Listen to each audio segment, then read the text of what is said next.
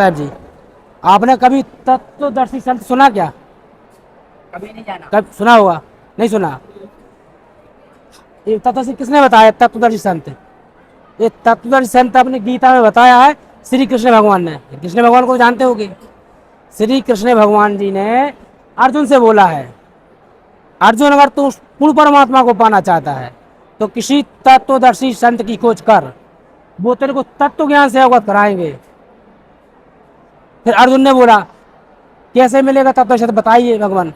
श्री कृष्ण भगवान से बोला तो श्री कृष्ण भगवान ने बताया उसके मैं लक्षण बता सकता हूँ, कई लक्षण संकेत बता दो कैसे मिलेंगे।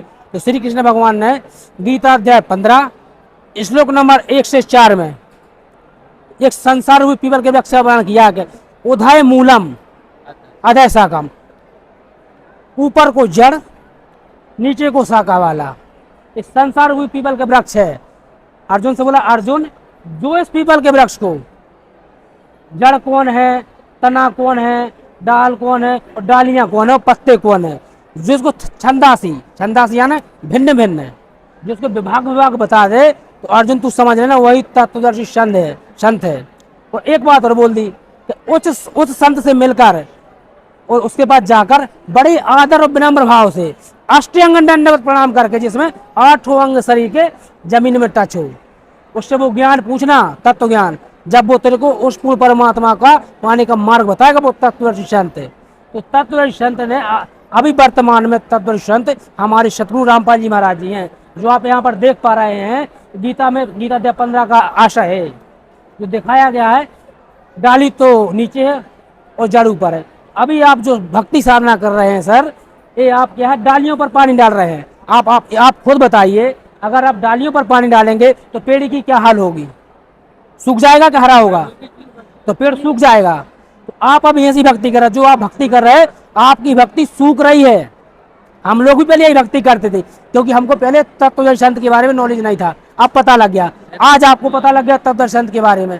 तो अब पेड़ा सतगुरु रामपाल जी महाराज ने तत्वदर्शी संत है, उन्होंने ऐसा बताया कि ये सख्त साधना है, इसको बोलते हैं शास्त्र के अनुकूल साधना, जो अपने सभी धर्म शास्त्रों में प्रमाणित है। जो आप देख पा रहे हैं, अपन अगर गमले के अंदर पेड़ को लगा के उसकी जड़ पर पानी डालें तो पूरा पौधा हरा भरा हो जाएगा। मतलब आपकी भक्ति फिर से सुचारू रूप से चालू हो जाएगी, जो आपकी भक्ति सूख रही थी। इसका हमें सतगुरु रामपाल जी महाराज ने उदाहरण दिया। आप लोग क्या करते हो ना, भक्ति तो शास्त्र के अनुसार करते नहीं हो, और कोई काम ना हुआ तो ब्रह्मा विष्णु महेश को उल्टा सीधा बोलते हो, बल्कि ब्रह्मा विष्णु महेश पावरफुल हैं, त्रिलोकीनाथ, त्रिलोकी 3 लोक के स्वामी, वही आपको यहाँ लाभ देंगे। तो हमारे सतगुरु रामपाल जी महाराज ब्रह्मा विष्णु महेश, दुर्गा जी, गणेश जी, शंकर जी, पार्वती, इन सब की वेद वेद यानी शास्त्रों के अनुसार भक्ति कराते हैं, वो आप यहाँ देख पा रहे हैं। ये पेड़ के माध्यम से परमात्मा ने तना तो बताया है अक्षर पुरुष, डाल बताया है परम अक्षर पुरुष, और इस 3 शाखा बताई हैं रजोगुण ब्रह्मा, सतोगुण विष्णु और तमगुण शिव।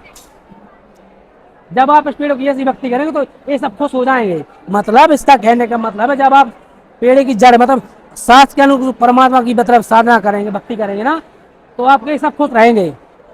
भक्ति में कोई हमारे सतगुरु रामपाल जी ब्रह्मा विष्णु को छुड़ाते नहीं है, उनको आपसे मिलवा देते हैं, इनके ही वेद मंत्र देते हैं, ब्रह्मा विष्णु महेश, दुर्गा जी, गणेश, शंकर जी, क्योंकि ये यहाँ के स्वामी हैं। जब आप इनकी शास्त्र के अनुकूल भक्ति करेंगे तो आप पे प्रसन्न हो जाएंगे, वो तो आपको मन चाहा फल देंगे। मतलब जैसे ही आपकी भक्ति बढ़ती जाएगी वैसा आपको लाभ देते जाएंगे।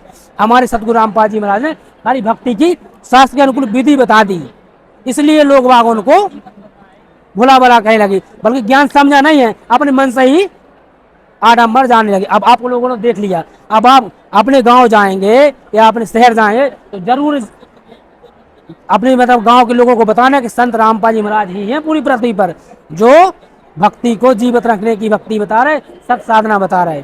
ठीक है जी, आया समझ में? जब आप ये भक्ति करेंगे तभी आपको पूर्ण लाभ होगा। सत साहिब।